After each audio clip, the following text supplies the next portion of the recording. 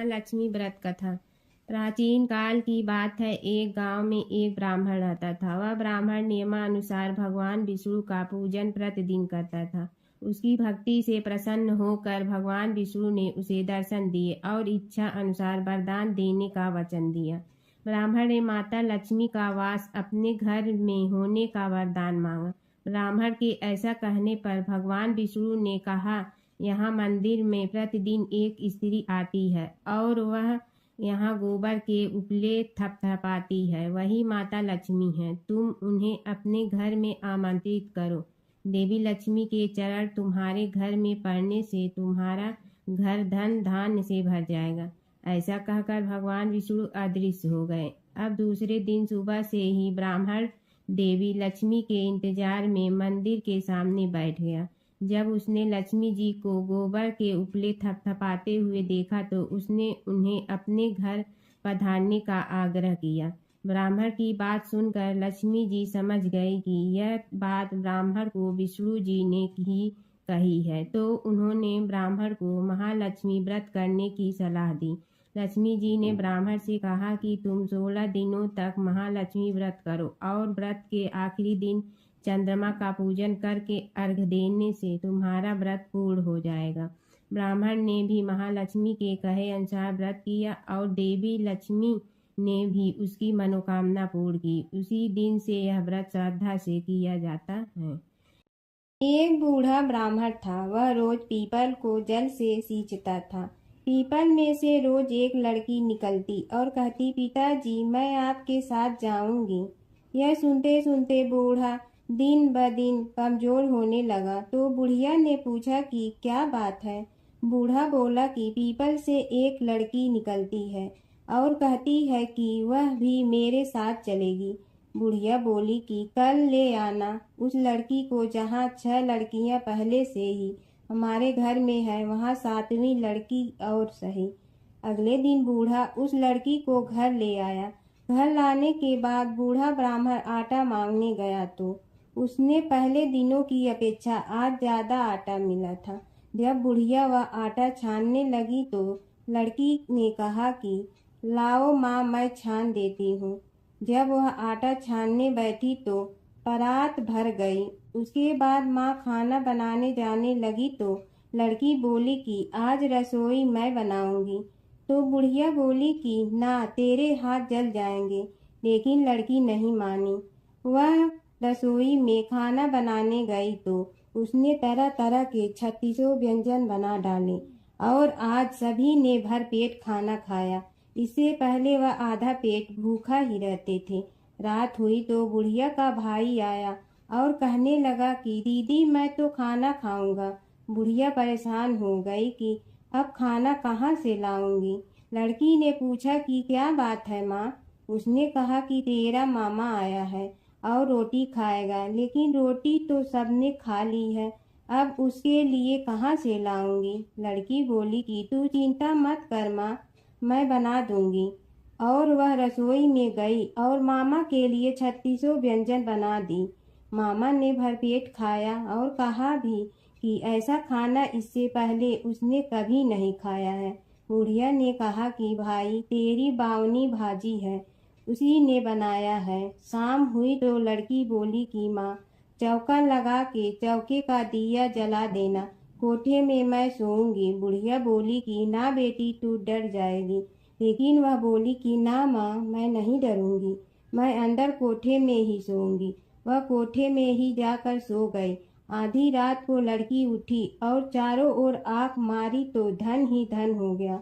वह बाहर जाने लगी तो एक बूढ़ा ब्राह्मण सो रहा था। उसने देखा तो कहा कि बेटी तू कहाँ चली। लड़की बोली कि मैं तो दरिद्रता दूर करने आई थी, अगर तुम्हें दूर करवानी है तो करवा लो। उसने बूढ़े के घर में भी आँख से देखा तो चारों ओर धन ही धन हो गया। सुबह सवेरे सब उठे तो लड़की को ना पाकर उसे ढूंढने लगे कि पावनी बेटी कहाँ चली गई। बूढ़ा ब्राह्मण बोला कि वह तो लक्ष्मी माता थी, जो तुम्हारे साथ मेरी दरिद्रता भी दूर कर गई। हे लक्ष्मी माता, जैसे आपने उनकी दरिद्रता दूर की वैसे ही सबकी करना। भगवान विष्णु और नारद की कथा। एक बार नारद मुनि जी ने भगवान विष्णु जी से पूछा, हे भगवान, आपका इस समय सबसे प्रिय भक्त कौन है? अब विष्णु तो भगवान हैं, सो झट से समझ गए अपने भक्त नारद मुनि की बात और मुस्कुरा कर बोले, मेरा सबसे प्रिय भक्त उस गांव का एक किसान है। यह सुनकर नारद मुनि जी थोड़ा निराश हुए और फिर से एक प्रश्न किया, हे भगवान, आपका बड़ा भक्त तो मैं हूँ, तो फिर सबसे प्रिय क्यों नहीं? भगवान विष्णु जी ने नारद मुनि जी से कहा, इसका जवाब तो तुम खुद ही दोगे। जाओ, एक दिन उसके घर रहो और फिर सारी बात मुझे बताना। नारद मुनि जी सुबह सवेरे मुंह अंधेरे उस किसान के घर पहुंच गए। देखा अभी अभी किसान जगा है और उसने अब सबसे पहले अपने जानवरों को चारा देता, फिर मुंह धोता, दैनिक कार्यों से निवृत्त होता, जल्दी जल्दी भगवान का नाम लिया, रूखी सूखी रोटी खाकर जल्दी जल्दी अपने खेतों पर चला गया। सारा दिन खेतों में काम किया और शाम को वापस घर आया। जानवरों को अपनी जगह बांधा, उन्हें चारा पानी डाला, हाथ धोया, मुंह धोया, फिर थोड़ी देर भगवान का नाम लिया, फिर परिवार के संग बैठकर खाना खाया और कुछ बातें की और फिर से सो गया। अब सारा दिन यह सब देखकर नारद मुनि जी भगवान विष्णु के पास वापिस आए और बोले, भगवान, मैं आज सारा दिन उस किसान के संग रहा, लेकिन वो तो ढंग से आपका नाम भी नहीं ले सकता। उसने थोड़ी देर सुबह, थोड़ी देर शाम को और भी जल्दी जल्दी आपका ध्यान किया, और मैं तो 24 घंटे सिर्फ आपका ही नाम जपता हूँ। क्या आपका सबसे प्रिय भक्त वो गरीब किसान ही है? भगवान विष्णु जी ने नारद की बात सुनकर कहा, अब इसका जवाब भी तुम मुझे खुद ही देना। और भगवान विष्णु जी ने एक कलश अमृत से भरा नारद मुनि को थमाया और बोले, इस कलश को लेकर तुम तीनों लोकों की परिक्रमा करके आओ, लेकिन ध्यान रहे अगर एक बूंद भी अमृत नीचे गिरा तो तुम्हारी सारी भक्ति और पुण्य नष्ट हो जाएगी। नारद मुनि तीनों लोकों की परिक्रमा करके जब भगवान विष्णु के पास वापस आए तो खुश होकर बोले, भगवान, मैंने एक बूंद भी अमृत नीचे नहीं गिरने दिया। विष्णु भगवान ने पूछा, और इस दौरान तुमने मेरा नाम कितना बार लिया, मेरा स्मरण कितनी बार किया? तो नारद बोले, अरे भगवान जी, मेरा तो सारा ध्यान इस अमृत पर था, फिर आपका ध्यान कैसे करता? भगवान विष्णु ने कहा, हे नारद, देखो उस किसान को, वो अपना कर्म करते हुए भी नियमित रूप से मेरा स्मरण करता है, क्योंकि जो अपना कर्म करते हुए भी मेरा जाप करे वो ही मेरा सबसे प्रिय भक्त है। तुम तो सारे दिन खाली बैठे ही जप करते हो, और जब तुम्हें कर्म दिया तो मेरे लिए तुम्हारे पास समय ही नहीं था। तो नारद मुनि सब समझ गए और भगवान के चरण पकड़ कर बोले, हे भगवान, आपने मेरा अहंकार तोड़ दिया, आप धन्य हैं। समय की बात है कि विष्णु भगवान का विवाह लक्ष्मी जी के साथ निश्चित हो गया।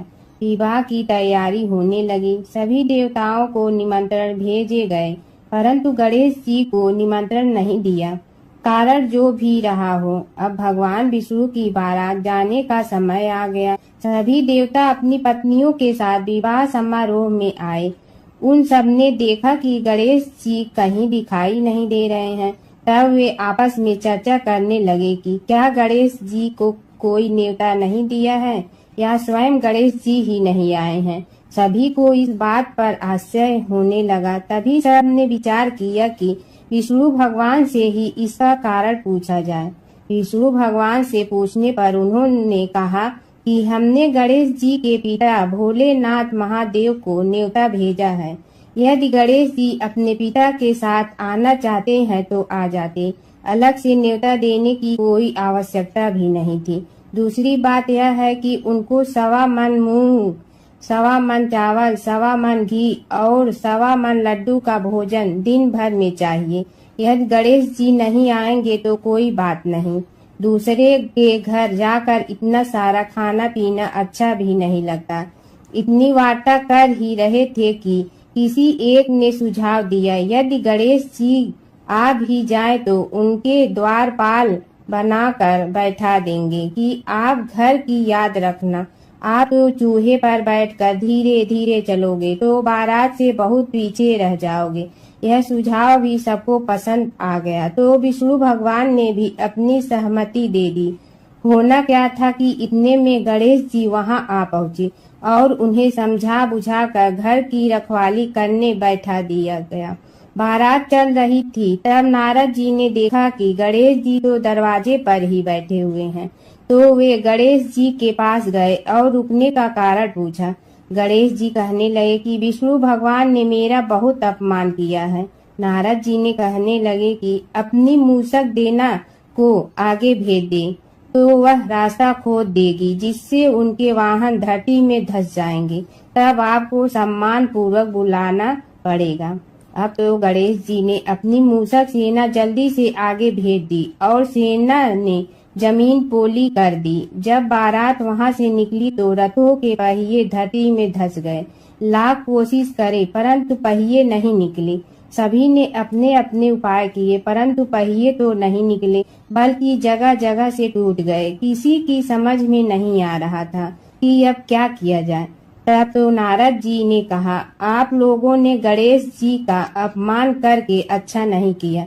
यदि उन्हें मना कर लाया जाए तो आपका कार्य सिद्ध हो सकता है और यह संकट टल सकता है। शंकर भगवान ने अपने दूत नंदी को भेजा और वे गणेश जी को लेकर आए। गणेश जी का आदर सम्मान के साथ पूजन किया। तब कहीं रथ के पहिए निकले। अब रथ के पहिए निकल के परंतु टूट फूट गए तो उन्हें सुधारे गए। पास के खेत में खाती काम कर रहा था, उसे बुलाया गया। खाती अपना कार्य करने के पहले श्री गणेशाय नमः कहकर गणेश जी की वंदना मन ही मन करने लगा। देखते ही देखते खाती ने सभी पहियों को ठीक कर दिया। तब खाती कहने लगा कि हे देवताओं, आपने सर्वप्रथम गणेश जी को नहीं मनाया होगा और न ही उनकी पूजन की होगी, इसीलिए तो आपके साथ यह संकट आया है। हम तो मूर्ख अज्ञानी हैं, फिर भी पहले गणेश जी को पूजते हैं, उनका ध्यान करते हैं। आप लोग तो देवतागण हैं, फिर भी आप गणेश जी को कैसे भूल गए। अब आप लोग भगवान श्री गणेश जी की जय बोल कर जाएं तो आपके सब काम बन जाएंगे और संकट कट जाएंगे। ऐसा कहते हुए बारात वहां से चल दी और विष्णु भगवान को लक्ष्मी जी के साथ विवाह संपन्न करा के सभी सकुशल घर लौट आए। हे गणेश जी महाराज, आपने विष्णु को जैसे कारज सारियो ऐसे कारज सबको सिद्ध कर जो। बोलो गजानन भगवान की जय। एक गांव में एक बुढ़िया माई रहती थी। उसके 2 बेटे तथा बहू भी थे। बुढ़िया माई भगवान श्री हरि विष्णु की परम भक्त थी। अपना जीवन दान धर्म पुण्य कार्य कर्मों में लगाती थी, परंतु बुढ़िया माई कभी भी मंदिर और सत्संग में व तीर्थ स्थानों पर नहीं जाती थी। एक बार गांव में भागवत कथा हो रही थी। बेटे ने कहा, माँ आप सारा दिन घर में रहती हैं, आप मंदिर में भागवत कथा सुनने क्यों नहीं जाती। बुढ़िया माई ने बेटे का मन रखने के लिए कह दिया कि आज जाऊंगी, परंतु नहीं गई। ऐसा करते करते 6 दिन निकल गए। बुढ़िया माई के बेटे ने कहा, माँ आज अंतिम दिन है, आज तो कथा सुनने आपको जाना ही पड़ेगा। सारा दिन घर का काम करके बुढ़िया माई ने जाते जाते इतनी देर कर दी कि अंतिम दिन की भागवत कथा भी समाप्त हो गई। भगवान श्री हरि विष्णु सन्यासी का रूप धारण करके बुढ़िया माई के पास आए और बोले, बुढ़िया माई तुम कहाँ जा रही हो। बुढ़िया माई ने कहा, मैं भागवत कथा सुनने जा रही हूँ। तब सन्यासी रूपधारी भगवान श्री हरि विष्णु ने कहा, अब इतनी देर से क्यों जा रही हो? वहाँ तो अब कथा समाप्त हो गई है, अब वहाँ जाकर क्या करोगी? बुढ़िया माई ने कहा, अब घर से निकली हूँ तो जाकर ही रहूंगी। सब सन्यासी रूपधारी भगवान श्री हरि विष्णु ने कहा कि अब कथा समाप्त हो गई, भक्त लोग भी अपने अपने घर चले गए, अब तुम वहाँ से क्या लाओगी? तो बुढ़िया माई बोली, कुछ नहीं तो मैं वहाँ से एक ईंट ही उठा लाऊंगी। तो सन्यासी रूपधारी भगवान श्री हरि विष्णु बोले, तुम वहाँ से मिट्टी की ईंट लाओगी, उसके बदले में मैं तुम्हें एक सोने की ईंट दे देता हूँ। बुढ़िया माई ने ईंट ले ली और घर की तरफ चल पड़ी और विचार करने लगी कि यदि यह ईंट मैं घर लेकर जाऊंगी तो बेटे बहू झगड़ने लगेंगे, इसीलिए घर के आंगन में बाहर ही बुढ़िया माई ने वह ईंट जमीन में गाड़ दी। परंतु अब बुढ़िया माई का ध्यान उस ईंट पर ही रहने लगा। खाने पीने घर के काम करने में सदैव बुढ़िया माई अपना ध्यान सोने की ईंट पर ही लगाई रखती। बेटे बहू ने पूछा, माँ पूरे दिन घर के आंगन में क्या करती रहती हो? तो बुढ़िया माई ने कहा, मैं आने जाने वाले को देखती रहती हूँ। एक दिन बुढ़िया माई मर गई। यमराज के दूत बुढ़िया माई को लेने आए। बुढ़िया माई को लेकर धर्मराज जी के पास पहुँचे और धर्मराज जी को सारी बात बतलाई। धर्मराज जी ने बुढ़िया माई को कुतिया की योनि दे दी और कुतिया उसी पेड़ के नीचे बैठी रहती। बुढ़िया माई की बहू ने कहा, इस कुतिया को यहाँ से भगाओ, नहीं तो यह बच्चों को काट जाएगी। तो उसके बेटे ने उसकी पीठ पर एक लकड़ी मारी और बुढ़िया माई मर गई और को सर्प की योनि मिली। आंगन में सर्प को देखकर बेटे बहू ने किसी को काट नहीं जाए इसी डर से मार दिया। फिर बुढ़िया माई मरकर धर्मराज जी के पास पहुंची। बुढ़िया माई कीड़ी का रूप धारण करके उस आंगन में कीड़ी नगरा बना लिया। आंगन में कीड़ी नगरा हो गया। घर वाले बहुत परेशान हुए। घर वाले भोजन भी नहीं बना रहे थे और मन ही मन होने का स्मरण करने लगे। तब भगवान श्री हरि विष्णु सन्यासी का रूप धारण करके आए और बोले कि कुछ खाने को दे दो। तो घरवाले ने कहा, महाराज हमारे खाने को भी कुछ नहीं बनाया, क्योंकि हमारे घर में कीड़ी नगरा हो गया है, आप ही इसका कुछ उपाय बतलाइए। तब महाराज जी ने आंगन में खोदा और सोने की 28 निकाली और दोनों बेटों को दे दी और कहा, तुम्हारी माँ के नाम से दान पुण्य करना, धर्मशाला बनवाना, स्कूल बनवाना, प्याऊ लगवाना, गौशाला में गाय के चारे खाने की व्यवस्था करना। परंतु दोनों बेटे आपस में झगड़ने लगे कि तू दान कर, तू दान कर। किसी ने बुढ़िया माई के नाम से कोई दान नहीं किया और कीड़ी नगरा वहाँ उसी स्वरूप में स्थापित रहा। कुछ दिन बाद सन्यासी वापस आया और बुढ़िया माई के बेटों ने भगवान स्वरूपधारी सन्यासी महाराज से कहा कि हमारी घर की हालत वैसी की वैसी है, कीड़ी नगरा तो वैसे का वैसा ही है। तब साधु रूपधारी सन्यासी महाराज ने कहा, वह सोने के ईंट के टुकड़े लाओ और उन्हें बेचकर उनसे जो भी धन मिले उसे तुम्हारी माँ के नाम से दान पुण्य करो। इस कीड़ी नगरा पर शक्कर और आटा डालो। तुम ऐसा करोगे तो तुम्हारी माँ को मोक्ष प्राप्ति होगी। और उनके घर से कीड़ी नगरा चला गया। जो व्यक्ति प्रतिदिन सुबह प्रातः आटा और शक्कर कीड़ी नगरे पर डालता है, वह सदैव धनवान, पुत्रवान, संपन्न, सुख शांति से जीवन यापन करता है। उसके घर में कभी कोई कष्ट नहीं आता है। उसका जीवन सदा सर्वदा आनंद से व्यतीत होता है। उसके परिवारजन उसे अत्यधिक स्नेह प्रदान करते हैं। कीड़ी नगरा प्रतिदिन सींचने से जुड़ी नगरी की कहानी सुनने से, दान पुण्य व धर्म कार्यों में रुचि लगाने से जीवन उत्तम हो जाता है।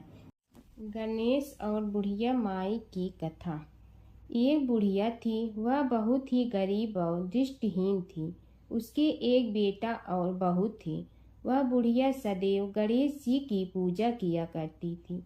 एक दिन गणेश जी प्रकट होकर उस बुढ़िया से बोले, बुढ़िया माँ, तू जो चाहे सो मांग ले।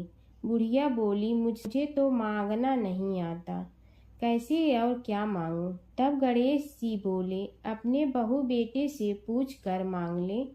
तब बुढ़िया ने अपने बेटे से कहा, गणेश जी कहते हैं तू कुछ मांग ले, बता मैं क्या मांगूं? पुत्र ने कहा, माँ तू धन मांग ले। बहू से पूछा तो बहू ने कहा, नाती मांग ले। तब बुढ़िया ने सोचा कि ये तो अपने अपने मतलब की बात कर रहे हैं। अतः उस बुढ़िया ने पड़ोसन से पूछा तो उन्होंने कहा, बुढ़िया तू तो थोड़े दिन जियोगी, क्यों तू धन मांगो और क्यों नाती मांगे? तू तो अपनी आँखों की रोशनी मांग ले, जिससे तेरी जिंदगी आराम से कट जाए।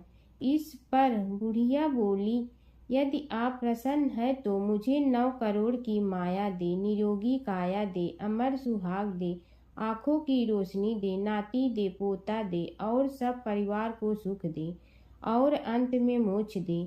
यह सुनकर तब गणेश जी बोले, बुढ़िया माँ, तुमने तो हमें ठग लिया।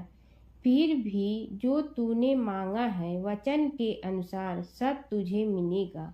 और यह कहकर गणेश जी अंतर ध्यान हो गए। उधर बुढ़िया माँ ने जो कुछ मांगा वह सब कुछ मिल गया। हे गणेश जी महाराज, जैसे तुमने उस बुढ़िया माँ को सब कुछ दिया वैसे ही सबको देना। बुढ़िया माई को मुक्ति दी तुलसी माता की कथा। एक बुढ़िया माई तुलसी जी को सींचती और कहती कि हे तुलसी माता, सत की दाता, मैं तेरा बिडला सींचती हूँ, मुझे बहू दे, पीताम्बर की धोती दे, मीठा मीठा घास दे, बैकुंठा में वास दे, चटक की चाल दे, पटक की मोत दे, चंदन का काठ दे, रानी सा राज दे, दाल भात का भोजन दे, 11 की मौत दे, कृष्ण जी का कंधा दे। तब तुलसी माता यह सुनकर सूखने लगी। तो भगवान ने पूछा कि हे तुलसी, तुम क्यों सूख रही हो? तुलसी माता ने कहा कि एक बुढ़िया रोज आती है और यही बात कह जाती है, मैं सब बात तो पूरा कर दूंगी, लेकिन कृष्ण का कंधा कहाँ से लाऊंगी? तो भगवान बोले, जब वो मरेगी तो मैं अपने आप कंधा दे आऊँगा, तू बुढ़िया माई से कह देना। जब बुढ़िया माई मर गई, सब लोग आ गए। जब माई को ले जाने लगे तो वह किसी से न उठी। तब भगवान एक 12 बरस के बालक का रूप धारण करके आए।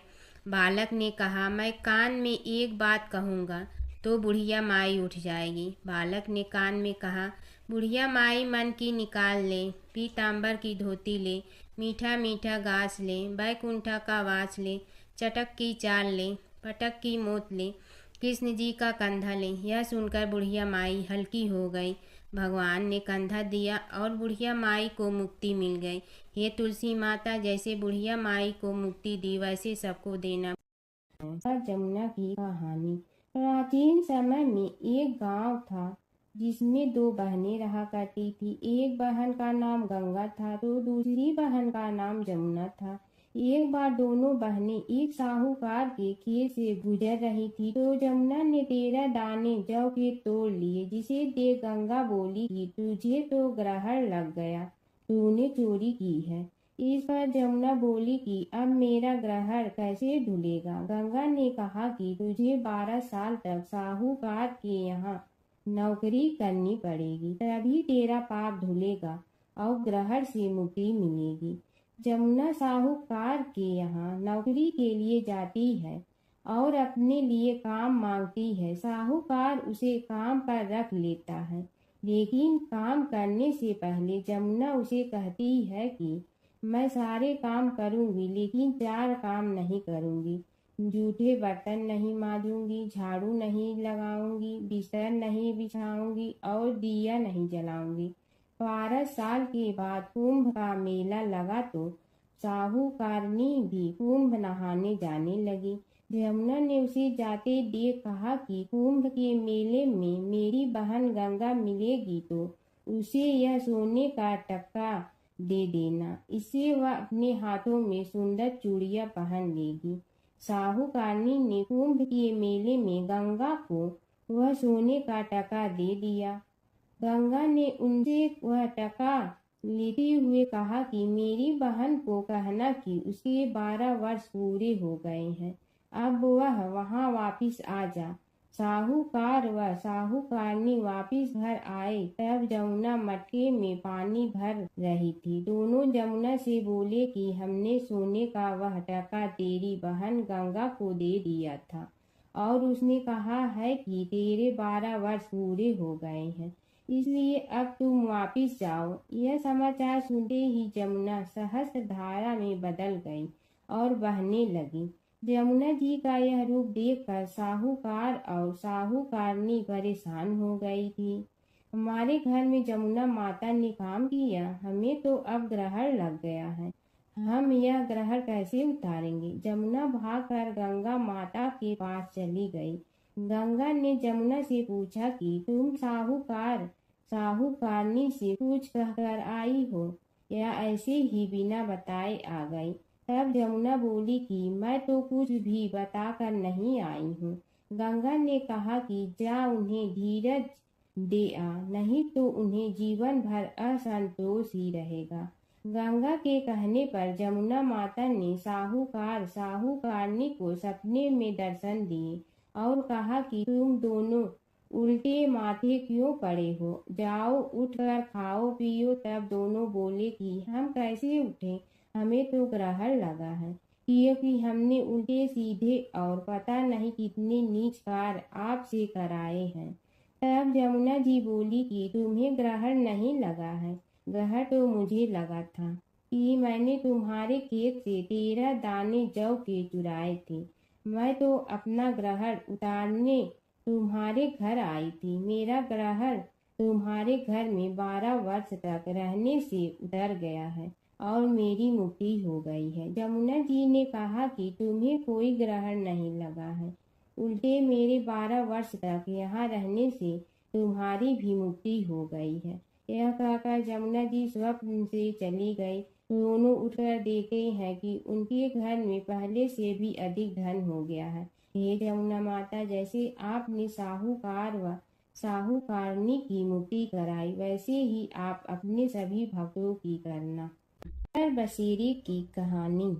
किसी गांव में एक भाट व एक जाट रहता था।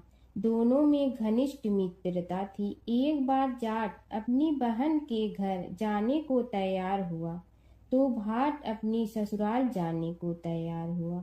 दोनों साथ चल पड़े तो रास्ते में रुककर एक कुएं की मुंडेर पर बैठ गए। जाट ने भाट से कहा कि नगर बसेरा कर लेते हैं। इस पर भाट बोला कि तू ही नगर बसेरा कर ले, मैं तो अपनी ससुराल जा रहा हूँ, वहाँ खूब खातिर होगी मेरी, तू कर ले नगर बसेरा। जाट वहीं कुएं के पास बैठ पानी की घंटी और चावल का दाना लेकर नगर बसेरा करने लगा। नगर बसेरा करने के साथ जाट कहने लगा कि नगर बसेरा जो करे सो मल धोवे पाँव, ताता माड़ा तापसी देगी मेरी माँ, माँ देगी मावशी तेगी द्वारका का वास, मीठा मीठा घास वृंदावन का वास, 5 कुल्ठी छठी रास, मेरी जीवड़ो श्री कृष्ण के पास, डालू पानी हो जाए घी, झट से निकल जाए मेरा जी। यह सब कर कर के वह जाट बहन के पास चल पड़ा। जाट की बहन ने भाई के आने पर उसकी खातिर की खी बूरा के साथ भाई को जिमाया। दोनों ने बैठकर ढेर सारी बातें की। इधर भाट अपने ससुराल पहुंचा तो वहां आग लगी हुई थी। आग बुझाने वह भी लग गया, जिसमें हाथ मुंह भी काले हो गए और खुद भी थोड़ा सुलझ गया। ना रोटी ना पानी के लिए ही किसी ने पूछा। एक पड़ोसन आई तो उसने भाट की सास को कहा कि जमाई आया है, जरा उस आओ भगत कर लो। बुढ़िया बोली कि सब कुछ तो जल गया है, अब कहाँ से आओ भगत करूं। तब पड़ोसन ने ही भाट को एक रोटी के साथ छाछ दी। उसने वही खाकर गुजारा किया। शाम को दोनों फिर घर की ओर चल पड़े और रास्ते में मिल गए और एक दूसरे का हाल पूछा। भाट बोला कि मेरी ससुराल में तो आग लगी हुई थी, आग बुझाते मैं खुद काला हो गया हूँ, ना रोटी मिली ना पानी। जाट बोला कि मेरी तो बहुत खातिर हुई। फिर बोला कि मैंने कहा था ना कि नगर बसेरा कर ले, अब कर ले, लेकिन भाट ने फिर मना कर दिया।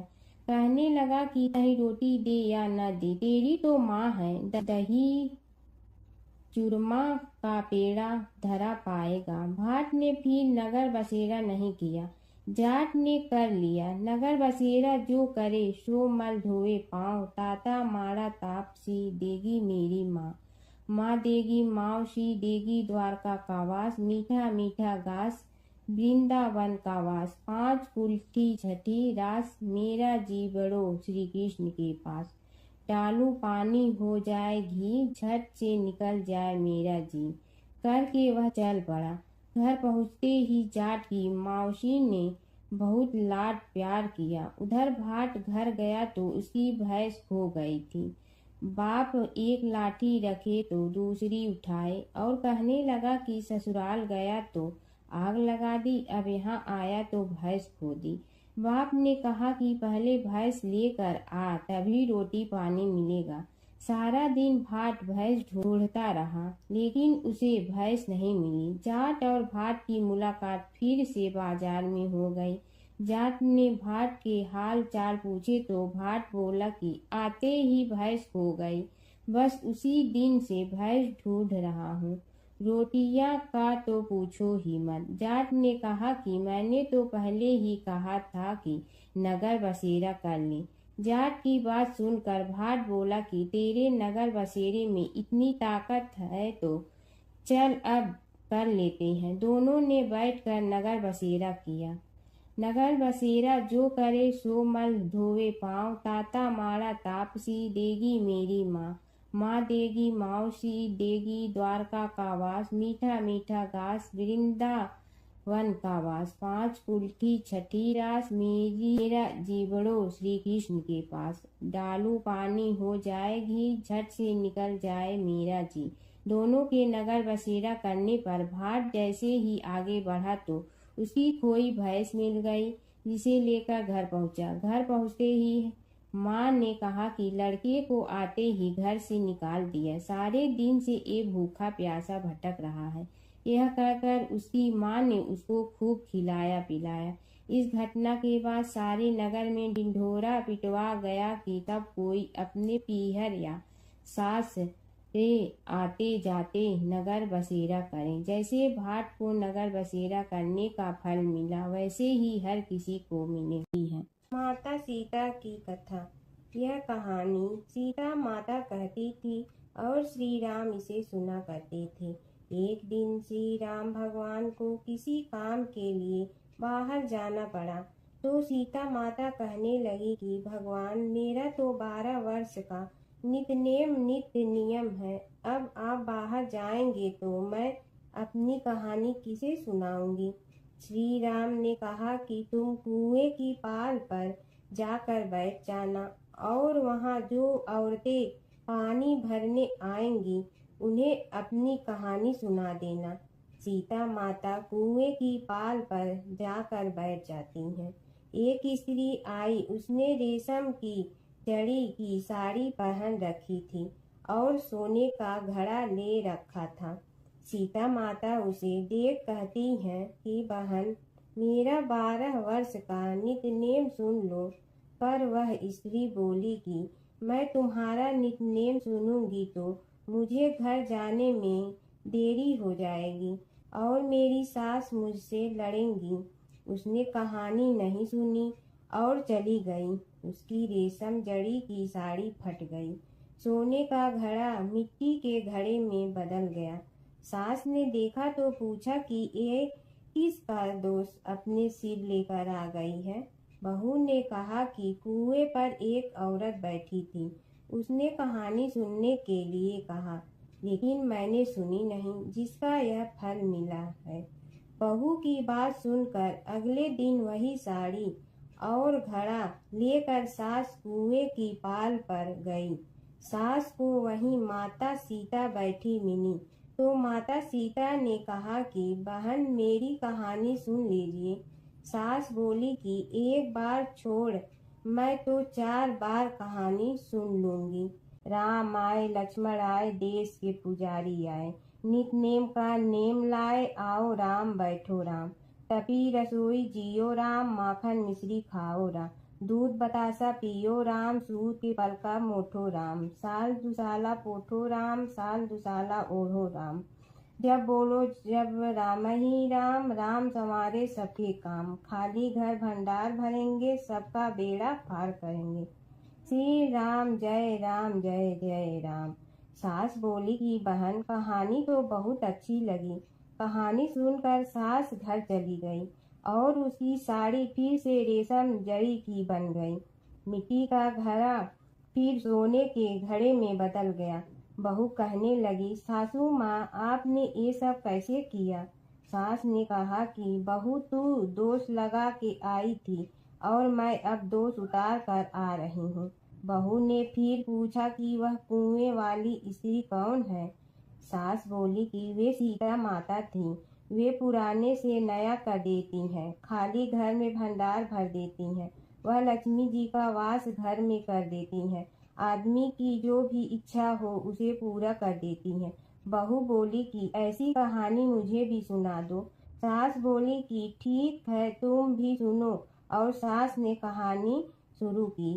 राम आए लक्ष्मण आए देश के पुजारी आए, नित नेम का नेम लाए आओ राम बैठो राम। तपी रसोई जियो राम, माखन मिश्री खाओ राम। दूध बतासा पियो राम, सूत के पलका मोठो राम। साल दुसाला पोठो राम, साल दुसाला ओढ़ो राम। जब बोलो जब राम ही राम, राम संवारे सबके काम। खाली घर भंडार भरेंगे, सबका बेड़ा पार करें। श्री राम जय जय राम। कहानी सुनकर बहू बोली कि कहानी तो बहुत अच्छी है। सास ने कहा कि ठीक है, इस कहानी को रोज कहा करेंगे। अब सास बहू रोज सवेरे उठती, नहाती धोती और पूजा करने के बाद नित नेम की सीता की कहानी कहती। एक दिन उनके यहाँ एक पड़ोस की औरत आई और बोली कि बहन जरा सी आँच दे ना। तो वह बोली कि आज तो अभी हमने जलाई ही नहीं। पड़ोसन ने कहा कि तुम सुबह 4 बजे से उठकर क्या कर रही हो? फिर उन्होंने कहा कि सुबह उठकर हम पूजा करते हैं, फिर सीता माता की नित नेम की कहानी कहते हैं। पड़ोसन ने उसकी बात सुनकर फिर कहा कि सीता माता की कहानी कहने से तुम्हें क्या मिलता है? वे बोली कि इनकी कहानी कहने से घर में भंडार भर जाते हैं, सारे काम सिद्ध होते हैं, मन की इच्छा भी पूरी हो जाती है। पड़ोसन कहती है कि बहन ऐसी कहानी तो मुझे भी सुना दो। फिर वह बोली कि ठीक है तुम भी यह कहानी सुन लो। राम आए लक्ष्मण आए देश के पुजारी आए, नित नेम का नेम लाए आओ राम बैठो राम। सारी कहानी सुनने के बाद पड़ोसन कहने लगी, बहन कहानी तो मुझे बहुत अच्छी लगी। अब वह पड़ोसन भी नित नेम सीता माता की कहानी कहने लगी। कहानी कहने से सीता माता ने पड़ोसन के भी भंडार भर दिए। अब तो पूरे मोहल्ले में नित नेम की कथा चल पड़ी। हर किसी की मनोकामना पूरी होने लगी। हे सीता माता, जैसे आपने उनके भंडार भरे वैसे ही आप हमारे भी भंडार भरना, सबकी भरना, कहानी सुनने वाले के भी और कहानी कहने वाले के भी। प्राचीन काल की बात है। नैमिषारण्य क्षेत्र में ऋषि महर्षि और साधु संतों का समाज जुड़ा था। उसमें श्री सूत जी भी विद्यमान थे। शौनक जी ने उनकी सेवा में उपस्थित होकर निवेदन किया कि हे अज्ञान रूप घोर तिमिर को नष्ट करने में करोड़ों सूर्यों के समान प्रकाशमान श्री सूत जी हमारे कानों के लिए अमृत के समान जीवन प्रदान करने वाले कथा तत्व का वर्णन कीजिए। हे सूत जी, हमारे हृदयों में ज्ञान के प्रकाश की वृद्धि तथा भक्ति, वैराग्य और विवेक की उत्पत्ति जिस कथा से हो सकती हो वह हमारे प्रति कहने की कृपा कीजिए। शौनक जी की जिज्ञासा से सूत जी बड़े प्रसन्न हुए। पुरातन इतिहासों के स्मरण से उनका शरीर पुलकायमान हो रहा था। वे कुछ देर उसी स्थिति में विराजमान रहकर कुछ विचार करते रहे और अंत में बोले, शौनक जी, इस विषय में आपके चित्त में बड़ी जिज्ञासा है। आप धन्य हैं जो सदैव ज्ञान की प्राप्ति में तत्पर रहते हुए विभिन्न पुराण कथाओं की जिज्ञासा रखते हैं। आज मैं आपको ज्ञान के परम स्रोत रूप श्री गणेश जी का जन्म कर्म रूप चरित्र सुनाऊंगा। गणेश जी से ही सभी ज्ञानों सभी विद्याओं का उद्भव हुआ है। अब आप सावधान चित्त से विराजमान हो। श्री गणेश जी के ध्यान और नमस्कार पूर्वक उनका चरित्र श्रवण करें। नमस्तस्मै गणेशाय ब्रह्मा विद्या प्रदायिनी यनागस्त्यसमः साक्षात विघ्न सागर सोसड़े। कैसे हैं वे श्री गणेश जो सभी प्रकार की ब्रह्म विद्याओं को प्रदान करने वाले अर्थात ब्रह्मा के सगुण और निर्गुण स्वरूप पर प्रकाश डालने और जीव ब्रह्मा का अभेद प्रतिपादन करने वाली विद्याओं के दाता हैं। वे विघ्नों के समुद्रों को महर्षि अगस्त के समान शोषण करने में समर्थ हैं। इसलिए उनका नाम विघ्न सागर शोषक के नाम से प्रसिद्ध है। मैं उन भगवान श्री गणेश जी को नमस्कार करता हूँ। प्रथम पूजा के अधिकारी श्री गणेश जी, यह कहकर सूत जी कुछ समय के लिए मौन हो गए और फिर बोले, शौनक जी, भगवान गणेश जी ही सर्वप्रथम पूजा प्राप्ति के अधिकारी हैं। किसी भी देवता की पूजा करो, पहले उनकी पूजा करो। शौनक जी ने निवेदन किया, हे भगवान, हे सूत, सर्वप्रथम यह बताने की कृपा कीजिए कि गणेश जी को प्रथम पूजा का अधिकार किस प्रकार प्राप्त हुआ। इस विषय में मेरी बुद्धि मोह को प्राप्त हो रही है कि सृष्टि रचयिता ब्रह्मा जी, पालन करता भगवान नारायण और संहार करता शिव जी में से किसी को प्रथम पूजा का अधिकारी क्यों नहीं माना गया। यह त्रिदेव ही तो सबसे बड़ा देवता माने जाते हैं। सूत जी ने कहा, शौनक जी, यह भी एक रहस्य ही है। देखो, अधिकार मांगने से नहीं मिलता, इसके लिए योग्यता होनी चाहिए। संसार में अनेकों देवी देवताएं पूजे जाते हैं। पहले जो जिसका इष्ट देव होता है वह उसी की पूजा किया करता है। इससे बड़े देवताओं के महत्व में कमी आने की आशंका उत्पन्न हो गई। इस कारण देवताओं में परस्पर विवाद होने लगा। वे उसका निर्णय प्राप्त करने के लिए शिव जी के पास पहुँचे और प्रणाम करके पूछने लगे, प्रभु, हम सब में प्रथम पूजा का अधिकारी कौन है। शिव जी सोचने लगे कि किसे प्रथम पूजा का अधिकारी माने। तभी उन्हें एक युक्ति सूझी। बोले, देवगण, इसका निपटारा बातों से नहीं तथ्यों से होगा। इसके लिए एक प्रतियोगिता रखनी होगी, शिव की परिक्रमा करने की प्रतियोगिता। देवगण उनका मुख देखने लगे, शंकित हृदय से सोचने लगे कि कैसी प्रतियोगिता रहेगी। यह शिव जी ने उनके मन के भाव ताड़ लिए, इसलिए सांत्वना भरे शब्दों में बोले, घबराओ मत, कोई कठिन परीक्षा नहीं ली जाएगी।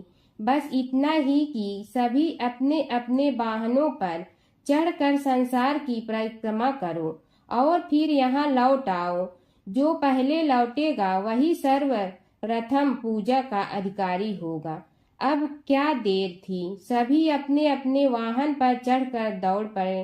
किसी का वाहन गजराज था तो किसी का सिंह, किसी का भैंसा तो किसी का मृग, किसी का हंस तो किसी का उल्लू, किसी का अश्व तो किसी का श्वान। अभिप्राय यह है कि वाहनों को विविधता के दर्शन उस समय जितने भले प्रकार से हो सकते थे उतने अन्य समय में नहीं। सबसे गया बीता वाहन गणेश जी का। था मूषक, उससे चूहा भी कहते हैं। ऐसे वाहन के बल भरोसे इस प्रतियोगिता में सफल होना तो क्या, सम्मिलित होना भी हास्यास्पद है। गणेश जी ने सोचा, छोड़ो, क्या होगा प्रतियोगिता में भाग लेने से, हम तो यहाँ बैठे रह कर ही तमाशा देखेंगे। वे बहुत देर तक विचार करते रहे। अंत में उन्हें एक युक्ति सूझी। शिव जी स्वयं ही जगदाता हैं, यह संसार उन्हीं का प्रतिबिंब है, तब क्यों न इन्हीं की परिक्रमा कर ली जाए। इनकी परिक्रमा करने से ही संसार की परिक्रमा हो जाएगी। ऐसा निश्चय कर उन्होंने मूषक पर चढ़कर शिव जी की परिक्रमा की और उनके समक्ष जा पहुँचे। शिव जी ने कहा, तुमने परिक्रमा पूर्ण कर ली? उन्होंने उत्तर दिया, जी हाँ। शिव जी सोचने लगे कि इसे तो यहीं घूमते हुए देखा, फिर परिक्रमा कैसे कराया। देवताओं का परिक्रमा करके लौटना आरंभ हुआ और उन्होंने गणेश जी को वहां बैठे देखा तो माथा ठनक गया। फिर भी साहस करके बोले, अरे तुम विश्व की परिक्रमा के लिए नहीं गए? गणेश जी ने कहा, अरे मैं कब का यहाँ आ गया। देवता बोले, तुम्हें तो कहीं भी नहीं देखा। गणेश जी ने उत्तर दिया, देखते कहाँ से, समस्त संसार शिव जी में विद्यमान है। इनकी परिक्रमा करने से ही संसार की परिक्रमा पूर्ण हो गई। सूत जी बोले, शौनक, इस प्रकार गणेश जी ने अपनी बुद्धि के बल पर ही विजय प्राप्त कर ली। उनका कथन सत्य था, इसलिए कोई विरोध करता भी तो कैसे। बस उसी दिन से गणेश जी की प्रथम पूजा होने लगी। सूत जी बोले, हे शौनक जी, यह एक तथ्य है कि गणेश जी ही उसके पात्र हैं। वे बड़े देवता का भी कार्य सिद्धि में विघ्न उपस्थित होने पर उन विघ्न राज का आश्रय न लिया हो। हे शौनक, वे देव भी बड़े दयालु हैं। नाम तो शिव जी का ही आशुतोष है, किंतु वे सर्वात्मा और सर्वरक्षक प्रभु तो शिव जी की अपेक्षा भी शीघ्र ही प्रकट हो जाते हैं। उनका भक्त कभी किसी संकट में नहीं पड़ता। यदि प्रारब्ध वशात कभी किसी विपत्ति में पड़ भी जाता है तो गणेश्वर की उपासना करने पर उनके अनुग्रह से उनके समस्त दुख दूर होकर परम सुख की प्राप्ति होती है। शौनक ने कहा, हे सूत जी, हे महाभाग, हे प्रभु, मैं गणेश जी के विभिन्न चरित्रों का अध्ययन करना चाहता हूँ, तो मुझे बताइए कि किस ग्रंथ का अवलोकन करूँ।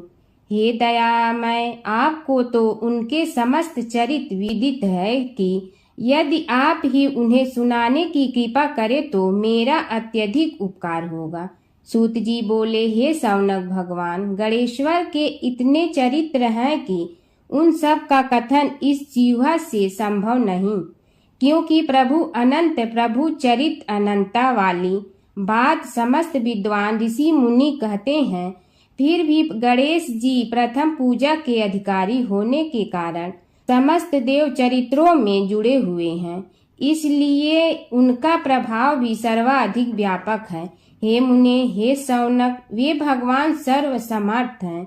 वे सभी का तिरस्कार करने में समर्थ हैं, किंतु उनका तिरस्कार कोई भी नहीं कर सकता। यह त्रिलोक्य उन्हीं भगवान के संकेत पर नित्य करता है। इसकी समस्त क्रियाएं उन्हीं की इच्छा पर आश्रित हैं। हे शौनक भगवान गणेश्वर स्वयं कहते हैं, शिवे विष्णु च शक्तौ च सूर्ये मयि निराधिप यो भेद बुद्धि योग स सम्य योगो मतो मम। हे नरेश्वर, हे वरेण्य, शिव, विष्णु, शक्ति, सूर्य और मुझ गणेश में जो अभेद बुद्धि योग है, मेरे मत में वही सम्यक योग है। इससे यह भी सिद्ध है कि समस्त देवता उन्हीं के स्वरूप हैं। वे ही भगवान विभिन्न कार्य रूपों के अनुसार अपना भिन्न भिन्न नाम रखते हैं। हे मुनि श्रेष्ठ, उन सब देवताओं के चरित्र भी उन्हीं गणराज के चरित्र हैं। यद्यपि सब चरित्र एक ही ग्रंथ में मिलने में संभव नहीं है, फिर भी गणेश्वर के अनेकों प्रमुख चरित्रों का वर्णन गणेश पुराण में हुआ है। राजा सोमकांत का वृत्तांत कथन। शौनक जी ने पूछा, हे प्रभु, गणेश पुराण का आरंभ किस प्रकार हुआ, यह मुझे बताने की कृपा करे। इस पर सूत जी ने कहने लगे, हे शौनक, यद्यपि गणेश पुराण है तो बहुत प्राचीन, क्योंकि भगवान गणेश्वर तो आदि हैं। न जाने कब से गणेश जी अपने उपासकों पर कृपा करते चले आ रहे हैं। उनके अनंत चरित्र हैं, जिनका संग्रह एक महापुराण का रूप ले सकता है। उसे एक बार भगवान नारायण ने नारद जी को और भगवान ने शंकर और जगन जननी पार्वती जी को सुनाया था। बाद में वही पुराण संक्षेप रूप में ब्रह्मा जी ने महर्षि वेद व्यास को सुनाया और फिर व्यास जी ने महर्षि भृगु को सुनाया। भृगु ने कृपा करके सौराष्ट्र के एक राजा सोमकांत को सुनाया था। तब से वह पुराण अनेक कथाओं में विस्तृत होता रहा और अनेक कथाओं से रहित होता हुआ अनेक रूप में प्रचलित है। शौनक जी ने पूछा, भगवान, आप यह बताने का कष्ट करें कि राजा सोमकांत कौन था। उसने महर्षि से गणेश पुराण का श्रवण कहाँ किया था, उस पुराण के श्रवण से उसे क्या क्या उपलब्धियां हुई। हे नाथ, मुझे श्री गणेश्वर की कथा के प्रति उत्कंठा बढ़ती ही जा रही है। सूत जी बोले, हे शौनक, सौराष्ट्र के देवनगर नाम की एक प्रसिद्ध राजधानी थी। वहाँ का राजा सोमकांत था। वह अपनी प्रजा का पुत्र के समान पालन करता था। वह वेद ज्ञान संपन्न, शस्त्र विद्या में पारंगत एवं प्रबल प्रतापी राजा, समस्त राजाओं में मान्य तथा अत्यंत वैभवशाली था। उसका ऐश्वर्य कुबेर के भी ऐश्वर्य को लज्जित करता था। उसने अपने पराक्रम से अनेकों देश जीत लिए थे। उसकी पत्नी अत्यंत रूपवती, गुणवती, धर्माज्ञा एवं पतिव्रत धर्म का पालन करने वाली थी। वह सदैव अपने प्राणनाथ की सेवा में लगी रहती थी। उसका नाम सुधर्मा था। जैसे वह प्रतिव्रता थी, वैसे ही राजा भी एक पत्नी व्रता का पालन करने लगा। उसके हेमकांत नामक एक सुंदर पुत्र था। वह भी सभी विद्याओं का ज्ञाता और अस्त्र शस्त्रादि के अभ्यास में निपुण हो गया था। यह सभी श्रेष्ठ लक्षणों से संपन्न, सद्गुणी एवं प्रजा जनों के हितों का अत्यंत पोषक था। इस प्रकार राजा सोमकांत स्त्री, पुत्र, पशु, वाहन, राज्य एवं प्रतिष्ठा आदि से सब प्रकार सुखी था। उसे दुख तो था ही नहीं। सभी राजागण उसका हार्दिक सम्मान करते थे तथा उसकी श्रेष्ठ कीर्ति भी संसार व्यापी थी।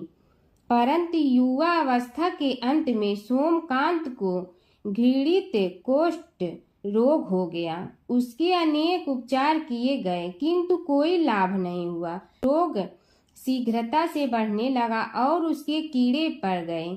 जब रोग की अधिक वृद्धि होने लगी और उसका कोई उपाय न हो सका, तो राजा ने मंत्रियों को बुलाकर कहा, सुव्रतो, जाने किस कारण यह रोग मुझे पीड़ित कर रहा है। अवश्य ही यह किसी पूर्व जन्म के पाप का फल होगा। इसलिए मैं अब अपना समस्त राजपाट छोड़कर वन में रहूंगा। मेरे पुत्र हेमकांत को मेरे समान मानकर राज्य शासन का धर्म पूर्वक संचालन कराते रहें। यह कहकर राजा ने शुभ दिन दिखवाकर अपने पुत्र हेमकांत को राज्य पद पर अभिषेक किया और अपनी पत्नी सुधर्मा के साथ निर्जन वन की ओर चल दिया। प्रजापालक राजा के वियोग में समस्त प्रजा जन अश्रु बहाते हुए उनके साथ चले गए। राज्य की सीमा पर पहुंचकर राजा ने अपने पुत्र अमात्यगण और प्रजा जनों को समझाया, आप सब लोग धर्म के जानने वाले, श्रेष्ठ आचरण में तत्पर एवं सहृदय हैं। यह संसार तो वैसे भी परिवर्तनशील है। जो आज है वह कल नहीं था और आने वाले कल में भी नहीं रहेगा। इसलिए मेरे जाने से दुख का कोई कारण नहीं है। मेरे स्थान पर मेरा पुत्र सभी कार्यों को करेगा, इसलिए आप सब उसके अनुशासन में रहते हुए उसे सदैव सम्मान करते रहें। फिर पुत्र से कहा, बेटा, यह स्थिति सभी के समझ आती रही है। हमारे पूर्व पुरुष भी परंपरागत रूप से वृद्धावस्था आने पर वन में जाते रहे हैं। मैं कुछ समय पहले ही वन में जा रहा हूँ, तो कुछ पहले या पीछे जाने में कोई अंतर नहीं पड़ता। यदि कुछ वर्ष बाद जाऊं तब भी मोह का त्याग करना ही होगा। इसलिए हे वत्स, तुम दुखित मत हो और मेरी आज्ञा मानकर राज्य शासन को ठीक प्रकार चलाओ। ध्यान रखना, क्षत्रिय धर्म का कभी त्याग न करना और प्रजा को सदा सुखी रखना।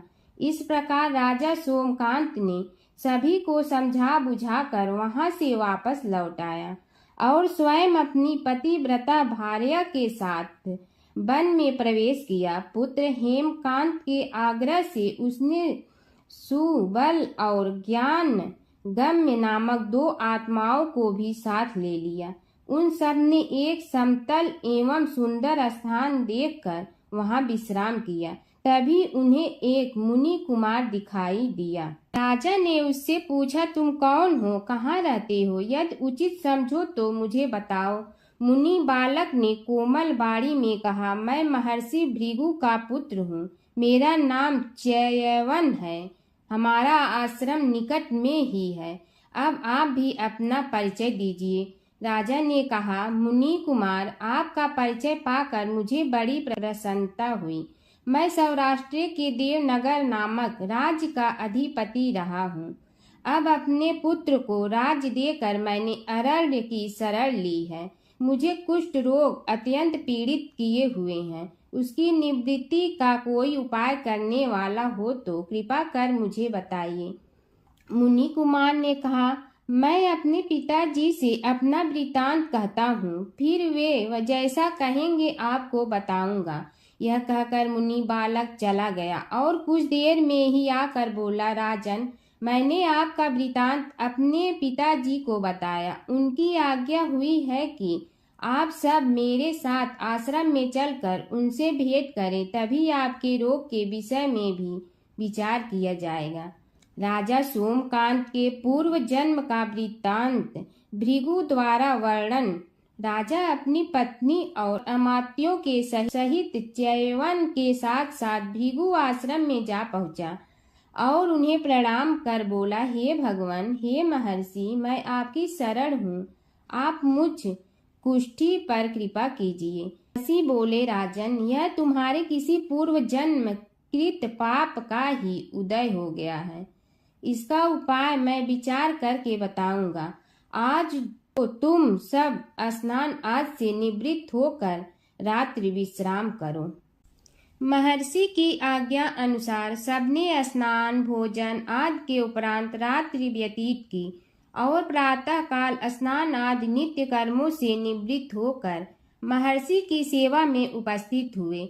महर्षि ने कहा, राजन, मैंने तुम्हारे पूर्व जन्म का वृतांत जान लिया हूँ और यह भी विदित कर लिया है कि किस पाप के फल से तुम्हें इस रोग की प्राप्ति हुई है। यदि तुम चाहो तो उसे सुना दूं। राजा ने हाथ जोड़कर निवेदन किया, बड़ी कृपा होगी मुनिनाथ, मैं उसे सुनने के लिए उत्कंठित हूँ। महर्षि ने कहा, तुम पूर्व जन्म में एक धनवान वैश्य के लाडले पुत्र थे। वह वैश्य विंध्याचल के निकट कौलहार नामक ग्राम में निवास करता था। उसकी पत्नी का नाम सुलोचना था। तुम उसी वैश्य दंपत के पुत्र हुए। तुम्हारा नाम कामद था। तुम्हारा लालन पालन बड़े लाड चाव से हुआ। उन्होंने तुम्हारा विवाह एक अत्यंत सुंदरी वैश्य कन्या से कर दिया था, जिसका नाम कुटुम्बिनी था। यद्यप तुम्हारी भार्या सुशीला थी और तुम्हें सदैव धर्म में निरत देखना चाहती थी, किंतु तुम्हारा स्वभाव वासनांध होने के कारण दिन प्रतिदिन उज्जवल होता जा रहा था। किंतु माता पिता भी धार्मिक थे, इसलिए उनके सामने तुम्हारी उज्ज्वलता दबी रही। परंतु माता पिता की मृत्यु के बाद तुम निरंकुश हो गए और अपनी पत्नी की बात भी नहीं मानते थे। तुम्हें अनाचार में प्रवृत्त देखकर उसे दुख होता था, तो भी उसका कुछ बस न चलता था। तुम्हारी उन्मत्तता चरम सीमा पर थी। अपनों से भी द्वेष और क्रूरता का व्यवहार किया करते थे, हत्या आदि कराते थे। तुम्हारे लिए सामान्य बात हो गई। पीड़ित व्यक्तियों ने तुम्हारे विरुद्ध राजा से पुकार की, अभियोग चला और तुम्हें राज्य की सीमा से भी बाहर चले जाने का आदेश हुआ। तब तुम घर छोड़कर किसी निर्जन वन में रहने लगे। उस समय तुम्हारा कार्य लोगों को लूटना और हत्या करना ही रह गया।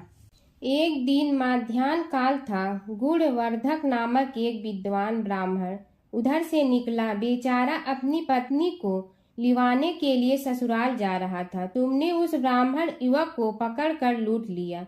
प्रतिरोध करने पर उसे मारने लगे तो वह चित्कार करने लगा, मुझे मत मार, मत मार, देख मेरा दूसरा विवाह हुआ है, मैं पत्नी को लेने के लिए जा रहा हूँ। किंतु तुम तो क्रोधवश में ऐसे लीन हो रहे थे कि तुमने उसकी बात सुनकर भी नहीं सुनी। जब उसे मारने लगे तो उसने श्राप दे दिया, अरे हत्यारे, मेरी हत्या के पाप से तो सहस्त्र कल्प तक घोर नरक भोगोगे। तुमने उसकी कोई चिंता न की और सिर काट लिया। राजन, तुमने ऐसी एक नहीं बल्कि अनेक निरीह हत्याएं की थी, जिनकी गणना करना भी पाप है। इस प्रकार इस जन्म में तुमने घोर पाप कर्म किए थे, किंतु बुढ़ापा आने पर जब अशक्त हो गए तब तुम्हारे साथ जो क्रूर कर्मा थे वे भी किनारा कर गए। उन्होंने सोच लिया कि अब तो इसे खिलाना भी पड़ेगा, इसलिए मरने दो यहीं। अमोघ प्रभाव गणेश उपासना का कथन। राजन, अब तुम निरालंब थे, चल फिर तो सकते ही नहीं थे। भूख से पीड़ित रहने के कारण रोगों ने भी घेर लिया। उधर से जो कोई निकलता तुम्हें घृणा की दृष्टि से देखता हुआ चला जाता। तब तुम आहार की खोज में बड़ी कठिनाई से चलते हुए एक जीर्ण शीर्ण देवालय में पहुंचा।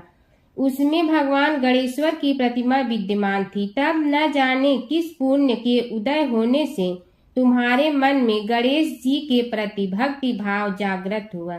तुम निराहार रहकर उनकी उपासना करने लगे। उससे तुम्हें सब कुछ मिला और रोग भी कम हुआ।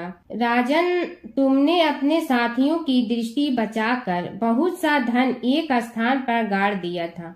अब तुमने उस धन को उसे देवालय के जीर्णोद्धार में लगाने का निश्चय किया। शिल्पी बुलाकर उस मंदिर को सुंदर और भव्य बनवा दिया। इस कारण कुख्याति सुख्याति में बदलने लगी। फिर यथा समय तुम्हारी मृत्यु हुई। यमदूतों ने पकड़कर तुम्हें यमराज के समक्ष उपस्थित किया। यमराज तुमसे बोले, जीव, तुमने पाप और पुण्य दोनों ही किए हैं और दोनों का ही भोग तुम्हें भोगना है, किंतु पहले पाप का फल भोगना चाहते हो पुण्य का। इसके उत्तर में तुमने प्रथम अपने पुण्य कर्मों के भोग की इच्छा प्रकट की और इसीलिए उन्होंने तुम्हें राजकुल में जन्म लेने के लिए भेज दिया। पूर्व जन्म में तुमने भगवान गणाध्यक्ष का सुंदर एवं भव्य मंदिर बनवाया था, इसलिए तुम्हें सुंदर देह की प्राप्ति हुई। यह कहकर महर्षि भृगु कुछ रुके। उन्होंने देखा कि राजा को इस वृतांत पर शंका हो रही है। तभी महर्षि के शरीर में असंख्य विकराल पक्षी उत्पन्न होकर राजा की ओर झपटे। उनकी चोंच बड़ी तीक्ष्ण थी, जिनसे वे राजा के शरीर को नोच नोच कर खाने लगे। उसके कारण उत्पन्न असहनीय पीड़ा से व्याकुल हुए राजा ने महर्षि के समक्ष हाथ जोड़कर निवेदन किया, प्रभु, आपका आश्रम तो समस्त द्वेष आदि से परे है और यहाँ मैं आपकी शरण में बैठा हूँ। तब यह पक्षी मुझे आकर ही क्यों पीड़ित कर रहे हैं? हे मुनिनाथ, इनसे मेरी रक्षा कीजिए। महर्षि ने राजा के अंतर्वचन सुनकर सांत्वना देते हुए कहा, राजन, तुमने मेरे वचनों में शंका की थी और जो मुझ सत्यवादी के कथन में शंका करते हैं उसे खाने के लिए मेरे शरीर से इसी प्रकार पक्षी प्रकट हो जाते हैं, जो कि मेरे हुंकार करने पर भस्म हो जाया करते हैं। यह कर महर्षि ने हुंकार की और तभी वे समस्त पक्षी भस्म हो गए। राजा श्रद्धावनत होकर उनके समक्ष अश्रुपात करता हुआ बोला, प्रभु अब आप पाप से मुक्त होने का उपाय कीजिए। महर्षि ने कुछ विचार कर कहा, राजन, तुम पर भगवान गणेश्वर की कृपा सहज रूप से है और वे ही प्रभु तुम्हारे पापों को भी दूर करने में समर्थ हैं। इसलिए तुम उनके पाप नाशक चरित्रों का श्रवण करो। गणेश पुराण में उनके चरित्रों का भले प्रकार वर्णन हुआ है, अतएव तुम श्रद्धा भक्ति पूर्वक उसी को सुनने में चित्त लगाओ। राजा ने प्रार्थना की, महामुनि, मैंने गणेश पुराण का नाम भी आज तक नहीं सुना, तो उनके सुनने का सौभाग्य कैसे प्राप्त कर सकूंगा। हे नाथ, आपसे अधिक ज्ञानी और प्रकांड विद्वान और कौन हो सकता है। आप ही मुझ पर कृपा कीजिए। महर्षि ने राजा की दीनता देखकर उसके शरीर पर अपने कमंडल का मंत्रपूत जल छिड़का। तभी राजा को एक छींक आई और नासिका से एक अत्यंत छोटा काले वर्ण का पुरुष बाहर निकल आया। देखते देखते वह बढ़ गया। उसके भयंकर रूप को देखकर राजा कुछ भयभीत हुआ, किंतु समस्त आश्रमवासी वहां से भाग गए। वह पुरुष महर्षि के समक्ष हाथ जोड़कर खड़ा हो गया। उन्हें उसकी ओर देखा और कुछ उच्च स्वर में बोले, तू कौन है, क्या चाहता है। वह बोला, मैं साक्षात पाप हूँ, समस्त पापियों के शरीर में मेरा निवास है। आपके मंत्रपूत जल के स्पर्श से मुझे विवश होकर राजा के शरीर से बाहर निकलना पड़ा है।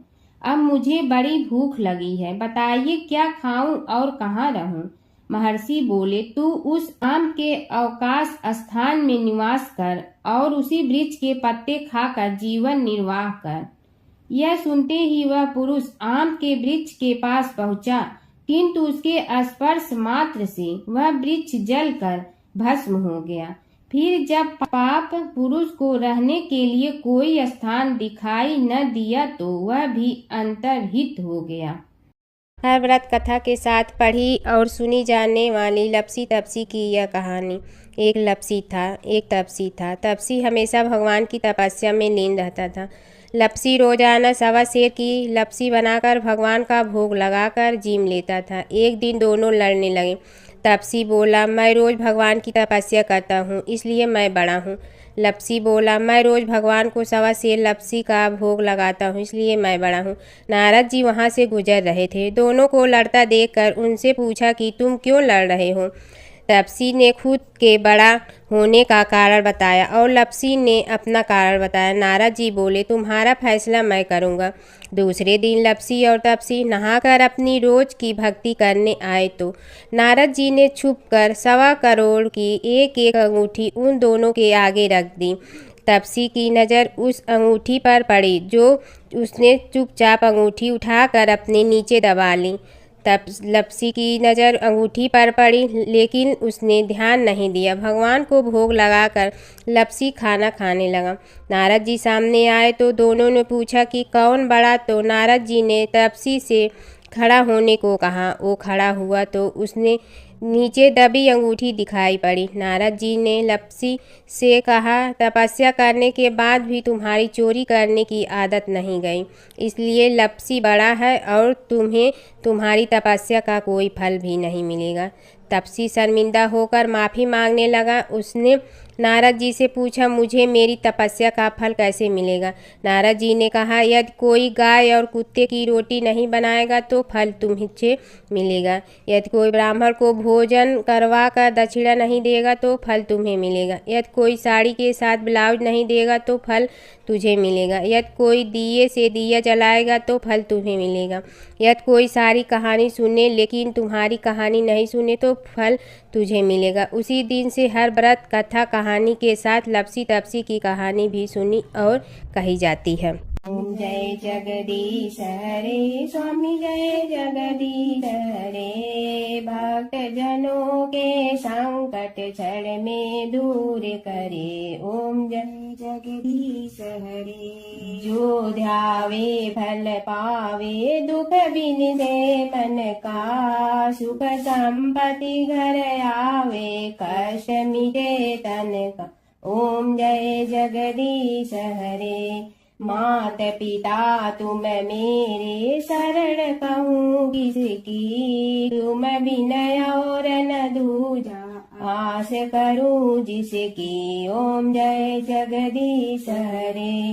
तुम पूर्ण परमात्मा तुम अंतर्यामी, पार ब्रह्म परमेश्वर तुम सबके स्वामी। ओम जय जगदीश हरे। तुम बिंदा के सागर तुम पालन करता, मैं मूर्ख कल काम कृपा करो भरता। ओम जय जगदीश हरे। तुम हो ये कय गोचर सबके प्राणपति, किस विधि मिलूं दया में तुमको मैं कुमति। ओम जय जगदीश हरे।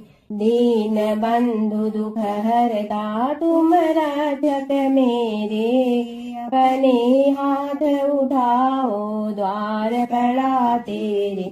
ओम जय जगदीश हरे। विषय विकार मिटा पाप हरो देवा, श्रद्धा भक्ति बढ़ाओ संतन की सेवा। ओम जय जगदीश हरे। तन मन धन सब तेरा, स्वामी सब कुछ है तेरा, तेरा तुझको अर्पण क्या लागे मेरा।